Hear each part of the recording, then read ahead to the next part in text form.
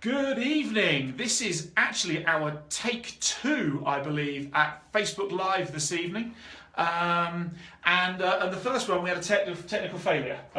Hands up, more about the technical failure later, possibly why we had a technical failure this evening and what we're doing to resolve it.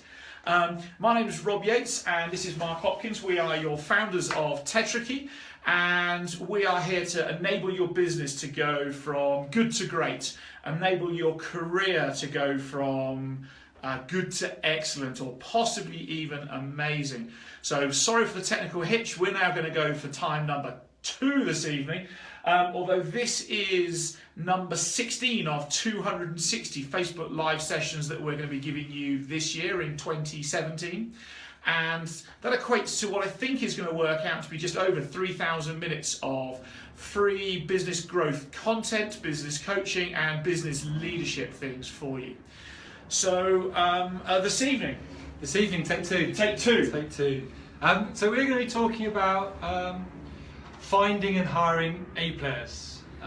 It's a critical part of any business. It's probably the one thing that in a small business, as you're expanding, it's the one thing that you're probably most nervous about. Because it's that bit where you're taking that leap of faith. You're adding you're using your cash in a different way. B, you're now having a responsibility for someone else. So it's a really big step for a business owner. So it's really important that you go about it in a way that finds the A players. Cool. It doesn't allow you to settle. And in the corporate setting as well, if we go and think about that executive world, you think that those people you recruit to your team that you lead or manage are your representatives of who you are as a leader in possibly an audience of several thousands of people. Whatever they do reflects on you. So yet again, the impact of how you hire and find A players is ginormous, potentially on your future career as an executive. So before we go any further, your ticket to the game for these sessions is the same as normal. It's really, really simple. We ask you to be a leader yourself and click share, and click share, and once more, and click share, and then we'd like you to click like, and if you're on Medium, please press the heart button. Don't forget the book. Oh, and what? This book? We've got a book. We have a book. So please download the book, The Profitable You to Unstoppable Success, and keep an eye out for the website we're going to be launching called profitableyou.com. And 1st of March, we're hoping to launch our new ebook, which is going to be bigger and better. Yep, bigger and better, new content, slap up to date, new activities for you to do. And as somebody who's downloaded this book, you will get a 2-week head start on your competition and on the rest of the world on downloading this book before everybody else. And this book's free again. And these books free. In fact, not for much longer though. Not for much longer. In fact, I think we might have a book for sale on Amazon in possibly June this year, and even that I think we're going to charge $2 for, or something like that. So yeah, give us gain is part of our business methodology for this year. So Mark, finding and hiring A players. I mean, why would you want to bother with that? So how would you feel if someone was representing your business to your customers and was doing it grudgingly, who was a little bit annoyed, didn't really want to be there? What kind of message is that sending to your customers? It's not sending the customers a message that your brand is something that is inspiring to them, is something that they want to purchase, is something that you want to partner with. And as every business we want advocates of our brand. We want people to go away and sing and dance about the product they bought from us. So why wouldn't you go and look for an A player? Why wouldn't you want somebody who's as passionate as you as a business owner about your product? Well, completely, and often we find either large corporations or small or medium-sized businesses have glowing products that maybe sit up here somewhere, and yet the people within the business are not as good as the product. And so the people then bring this product down to their own level and take something which has its own level of genius, its own level of massive value, and diminish it the entire time. I think the other thing to consider as you go down your recruitment strategy is, where do you want to be spending your time? If you're recruiting A players and you've done it in a way that we'll walk you through in a second, in a way that really makes sure they can hit the ground running from day one, then you as your business owner are still spending your time, which is valuable, on things that's growing your business. Whereas if you're settling for a B or C kind of player, where do you think your time's going to be spent then? It's probably going to be spent managing, micromanaging, checking up on those people, rework, the bane of everybody's life. I spoke to 2 guys today who reckon in 2016 they spent 60% of their time on rework. 60% of a year on rework. So where do you as a business owner want to be investing your time? And so here's the thing: how do you recruit at the moment? Just stop and think about it. Now, we're gonna have a bit of a guess, but we're gonna guess that you use a recruitment agency or have an HR department, or you advertise somewhere, and you put out this specification that's a bit woolly. Says part about what you want the person to do, but nobody really understands that bit, has got some essential qualifications and criteria and some desirable things. And as somebody then who does hire, you end up with this big stack of paper called often CVs or application forms, full of qualifications you probably don't understand. And certainly for our next job that we filled, and I'll take you through the process we used, I wouldn't understand the qualifications this person's got. It's not even relevant to me. What I need them to do is do the job reliably, consistently, and to a high quality. And so we're going to guess you go through, or would go through, a process like that. You might get some psychometrics, which we all know there's lies, and more psychometrics. And what do these things really mean? And some of the biggest corporations in the world at this point in time are stopping you being able to put your academic qualifications on your job application form unless it's legally required. So like a chartered accountant, a lawyer, one of those sorts of legally required qualifications. Because all they're interested in is how's somebody going to get the job done. Well, I read a really interesting article about MBAs, and we won't go on to that here and now. They were saying, well, what the MBA do, it allows you to put 3 letters after your name, but what do people observe from you after you do the MBA? Do they actually observe you? Do you walk differently? Do you talk differently? That's the credit of what we're doing. That's the same thing with recruitment. What you want from somebody who is you're gonna get the A player in, who is gonna walk like you want them to walk. He's gonna talk how you want them to talk. He's gonna be passionate about your product. Exactly. So here's some useful things. You can copy this strategy, is what we use in TetraKey and our other businesses. But here's some useful practical things that we believe you should and could be doing to get in A players into your business. And the first series of things is work out really what is the need. What do you need this person to do?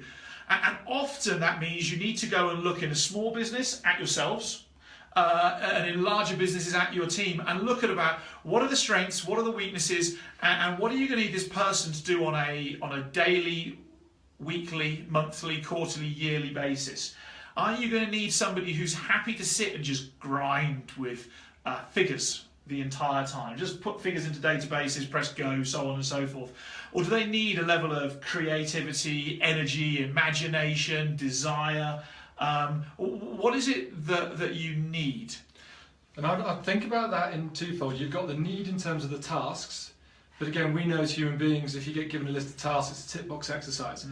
So how to take that to the next level is if you can articulate the accountabilities that person's going to do. You're now also giving a good insight to that person. So as we go through the process, we'll share what we've done and the kind of conversations we have. But if you can articulate the accountabilities, the people who are applying are the people who are comfortable to actually take accountability for something. It's not just delivering a task, it's leave. Because again, what we don't want to do, our time's valuable. We don't want to be looking over their shoulders, seeing if they've done their task. We want to say, here's your accountabilities, off you go. That's it. So the next thing we want to do is we want to go and make the recruitment process now as realistic to the job role that somebody will be doing if they were to come on board and work for you, as closely linked as possible. And so the latest person we've recruited is a full-time web graphic designer. She starts in 10 days' time, or as you said, not soon enough. Not soon enough. And so what do we go about doing in recruiting her? Well, I put an advert on, a paid-for advert on Facebook, targeted at Johannesburg because that's where I want to working. I wanted to be partly virtual and partly present with us, so we can actually sit down with somebody and work with them. And I gave 4 key accountabilities of what we would need the person to do. At this point in time, we didn't ask for anything technical, any qualifications. What we asked them to do is to do a YouTube video and produce a written digitized form of media in terms of applying for the job and send it to us. So what did that mean? Well, it meant I ended up with a series of YouTube videos to watch, and for every YouTube video I had something that was digitized that came through to me, and the people who I met for this job had their CVs and their experience and their portfolios on their own website. Aligned to what we wanted them to do. Aligned to what we wanted them to do, what we'll need them to do. Why would you employ a web designer? You can get a website for almost nothing these days. So why would you employ a web graphic designer who has a Microsoft PowerPoint CV that's all black and white in Times New Roman size 12, when somebody can demonstrate they've got a 4-page website with a portfolio that's all active, and they can use their smart devices well enough to produce a short YouTube video saying why it is that they should be interviewed and be considered for the job. What that allowed us to do is very, very quickly use our time at our desk, not to read nonsense, but just to quickly go through and find 3 people we wanted to meet based upon those websites and the YouTubes. And let's think about this. If you want to recruit somebody in sales, and Craig, who's on here somewhere at some point in time today or tonight, we had a Facebook conversation today or yesterday about this, recruiting salespeople. YouTube is a brilliant way of getting somebody to apply for a sales job. Because you think about your salesperson must be personable straight off the bat. So if they can't look good and sound good on YouTube, they won't look good and sound good to your clients. You've got to pick up on how energetic they are. Salespeople often spend a lot of time on the road using smart devices, and therefore if they can't use a Samsung Galaxy or an iPhone or a tablet of some sort to make a YouTube video, chances are they can't do their emails properly, they can't go and use Facebook properly, they can't do any of those other things as well. So we met with these 3 people, and the next thing we did is we start upping the ante in terms of how hard it is to come and work for us. We only want people who are keen. And so we offered them all the opportunity to come and work for us, based upon, and we were going to choose one, them building a website for us within a time frame that we were completely willing to pay for, all 3 of them on completion at the time frame set. Now, something really interesting happened at this point in time. One person said it wasn't for them instantly, which is interesting because they just had to use some evening and weekend time to build a 5-page website, and we were going to pay for the hosting and the web name and whatever else. So it was a no-cost experience for them, but they were out. And that's great for us. Yeah. Again, straight away we're getting rid of those people who are not aligned to our business principles. Yep. The next person just didn't meet any of the deadlines. So that's easy, they self-selected themselves out. And the third person who is brilliant, we worked with, we worked on how she likes feedback best, and now starting on the 1st of February. And I've worked in the corporate setting in the past and owned businesses in the UK. Mark's done the same previously. This is the first time I've used this strategy, but previously both of us would have spent hours wading through wadges of paperwork trying to work out who it was, sitting through those awkward interviews where you're not quite too sure what questions to answer, and even then you ask the question and then you're trying to filter out what the answers are or are not. So the concept is try before you buy. And it's just a very silly example, but when you go to a restaurant and you order a steak, you don't pay for your steak before you got it. You get your steak because if you want it rare, you want to have a rare steak. You don't want to pay for a rare steak and then a well done steak comes up because you'll be pretty disappointed in what you're getting. So the same concept of that is you have your steak, and then when you like it and it's cooked properly, then you'll pay for it. So again, we want the people to come and work for us that we know the quality is there from day one. There may be some tweaking that needs to be done, but from day one, we want them to be maximising their time in our business. And so and this social media strategy can work even if you're in the corporate setting. Very many of our corporate clients have cards. They have some form of discretionary spend. A Facebook advert isn't that hectic to spend. It doesn't cost that much. And quite literally, you could do something on Facebook signposting people to the HR department where your position is open. And many HR departments, although they don't like to admit it, will be flexible enough to engage with something different in terms of recruiting and selecting people. Because ultimately, the cost to the business of having B and C players is ridiculously high. And those people will only ever damage your business. So go for the A players. Yeah, I've carried vacancies before for 6-12 months. I found people who probably were good enough for the job, but is good enough great enough? I'd much rather carry that vacancy because I know I'm going to have to spend 3-6 months working, training these people up who might never even get there, and then go through the process of going, well, you're not there now, so sorry, you weren't right for the business. And then I'm back to square one, having wasted 3 to 6 months of my time training someone up. So I'd much rather carry a vacancy and make sure I get the right person. That's it. So take your time. In my opinion, make it as hard and as realistic as possible. The easier you make it, the more noise you'll have to come out of, and the more, when it's easy, your biases have a big impact as well, don't they? Yeah, it's always interesting how, and again, if I'm working in corporate spaces and other businesses, the leaders that you are inspired by are normally the leaders who have gone and recruited people who complement their skills. They're not copycats of them. So you won't find people who have the same kind of people reporting into them, and then all nodding dogs and saying yes sir, no sir, not challenging them.